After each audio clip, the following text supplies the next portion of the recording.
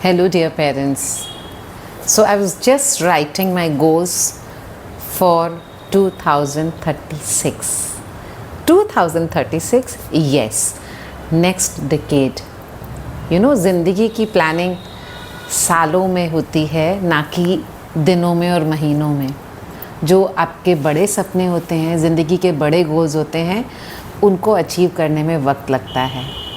और अगर हम उसकी अकाउंटिंग नहीं करते, हम अपने गोल्स को लिखते नहीं हैं, अपने सपनों को लिखते नहीं हैं, तो हम आज में इतने स्ट्रेस्ड आउट होते रहते हैं, इतने ड्रेन्ड आउट होते रहते हैं कि हम ये ही नहीं सोच पाते कि हमें अपने सपनों को पूरा करने के लिए क्या एक्शंस लेने चाहिए. तो what I do, I am going to give you these tips. Are you ready? So take a glass of water and get a notebook and a pen. I'll give you some very effective tools of planning life so that you stay focused, stress-free, and you build your life with high self-esteem with the cooperation of your family members. Yes. So number one, अपने life को 10 साल आगे envision कीजिए. अपने future self को, अगर आप आज 35 साल के हैं तो जब आप 45 साल के होंगे उस समय पे आप क्या कर रहे होंगे, आपकी अर्निंग कितनी हो चुकी होगी, आपके बच्चे कौन सी क्लास में होंगे, उनके खर्चे कैसे होंगे, आपकी वाइफ का या आपके स्पाउस का क्या हेल्थ होगा, आपके रिलेशंस कैसे होंगे, आपके रिलेटिव्स में आपकी क्या कमिटमेंट्स हैं, क्या आपकी लायबिलिटीज़ हैं. इन सब की अगर आप 10 साल आगे से सोच कर चलेंगे तो आप एक तो बजटिंग अच्छी कर पाएंगे इसके लिए, और आप अनड्यू खर्चों में अभी आप अपना पैसा नहीं गंवाएंगे. दूसरा, आप अपनी लाइफ को होलिस्टिकली एनविजन कर पाएंगे, क्योंकि जीवन सिर्फ पैसा कमाना ही नहीं, जीवन में हेल्थ भी इम्पॉर्टेंट है, जीवन में रिलेशंस भी बहुत इम्पॉर्टेंट हैं, जीवन में करियर भी बहुत इम्पॉर्टेंट है, और जीवन में साथ के साथ खुद को खुश रखना, रिक्रिएशन भी बहुत इम्पॉर्टेंट है. In addition to your finances, in addition to your growth intellectually and skillfully, right? So please note down कि आपके 10 साल आगे के गोल्स क्या हैं, right? जब आपको ये क्लैरिटी आ जाती है तो आपको ये पता चल जाता है कि 10 साल के बाद हमको किस तरह के फाइनेंसेस चाहिए, अपने आप को किस तरह की हेल्थ में रखना है, उसको हम आज तो र्यून नहीं करेंगे ना फिर. और आपके रिलेशंस आपको कैसे मेंटेन करने हैं.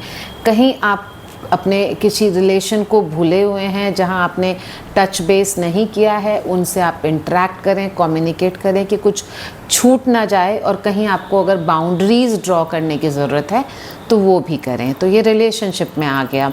इसी तरह से अगर आपको अपने करियर में आगे बढ़ना है तो आपको उसके लिए कुछ स्किल्स बिल्ड करनी होंगी. पर्टिकुलरली आज एआई के ज़माने में बहुत सारे ले ऑफ्स हो रहे हैं, तो बहुत सारी नौकरियां जा रही हैं, लेकिन I tell you there will be much many jobs.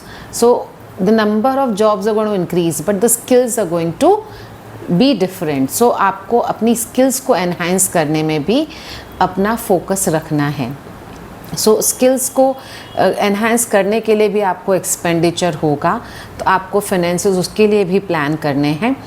और आपको साथ में, क्योंकि आप एक इंडिविजुअल हैं, आपको भी थोड़ा सा से वो समय चाहिए, आपकी फैमिली को भी समय चाहिए जहाँ पे आप अनवाइंड कर सकें, रिलैक्स कर सकें, एक्सपीरियंसेस बिल्ड कर सकें, फैमिली के साथ जॉयज़ शेयर कर सकें, अपनी छोटी छोटी विंस को सेलिब्रेट कर सकें.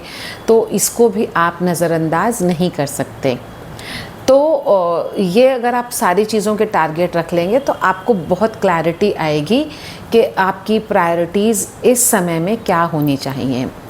And when it comes to planning your budgets, your financial budgets, so when you budget your finances, you allocate only 55% of your income to your expenses, be it the bachcha's education, be it the household expenses, be it the essentials on medical care, be it the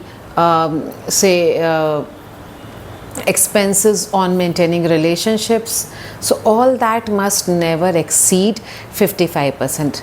अरे madam ये कैसे possible है, इतना खर्चा तो बच्चों के school का ही है, स्कूल्स रियली बहुत महंगे हो गए हैं। तो आई वुड नेवर एडवाइज़ कि आप अपने बजट, अपनी पॉकेट से ज़्यादा के स्कूल में अपने बच्चे का एडमिशन कराएं। देखिए, इच्छाओं का और स्टेटस का कोई अंत नहीं होता। अगर आप अपने पॉकेट से ज़्यादा महंगे स्कूल में अपने बच्चे को डालेंगे तो बच्चे के और भी एक्सपेंसेस ऐसे होंगे और भी डिमांड्स ऐसी होंगी जिनको पूरा करने के लिए आपको और ज़्यादा अपनी लिमिट्स को पुश करना होगा, और वो कहीं ना कहीं आपके लिए एक बैक ब्रेकिंग टास्क हो जाएगा। तो कभी बच्चे का स्कूल सिर्फ एक एस्पेक्ट है।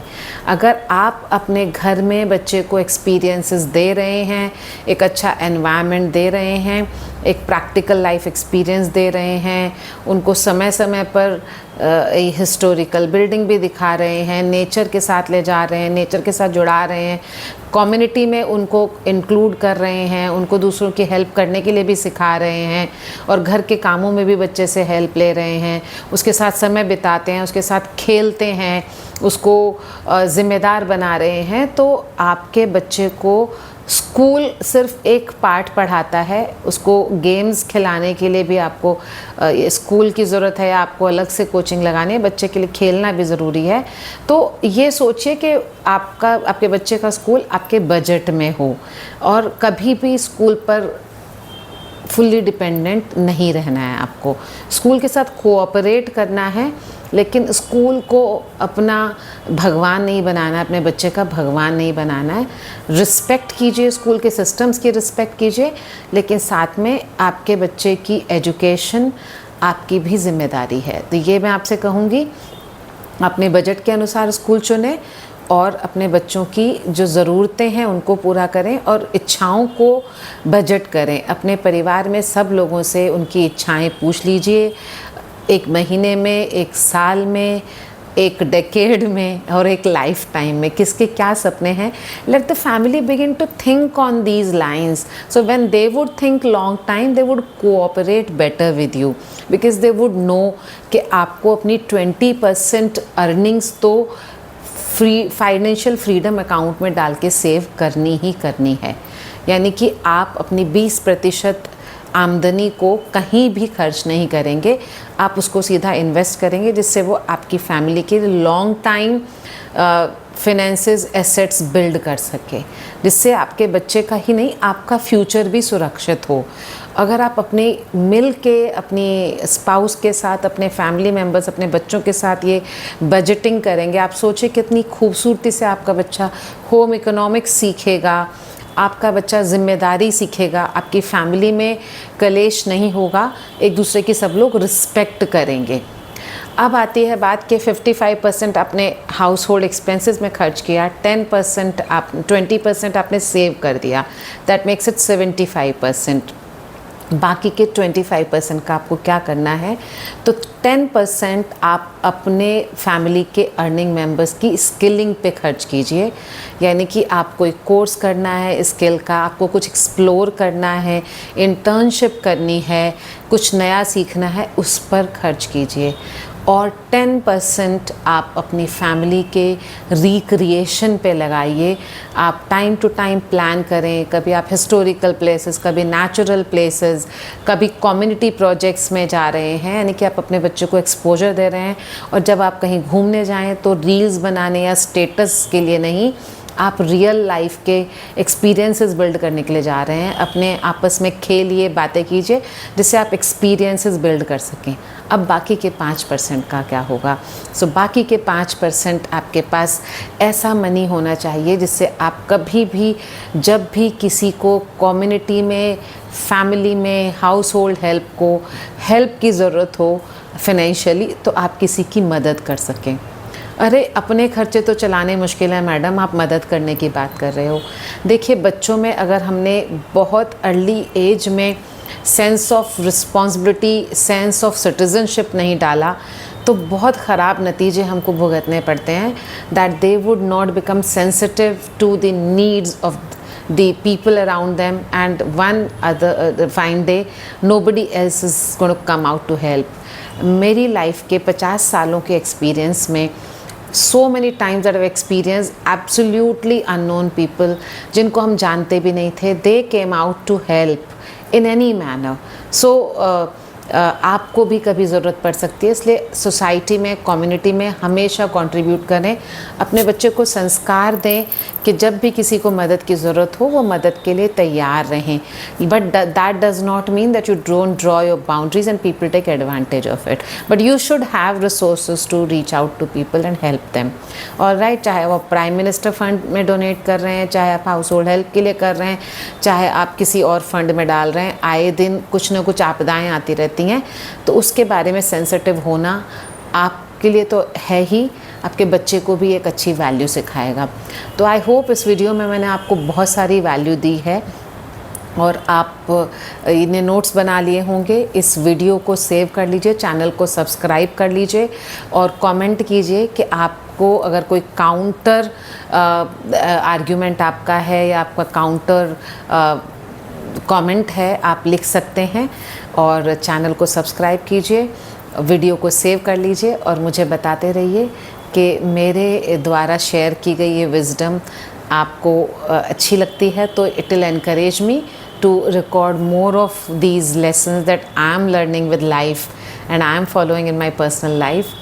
सो happy parenting, bless you, and may God stands by you all the time, all the while. Have a happy family.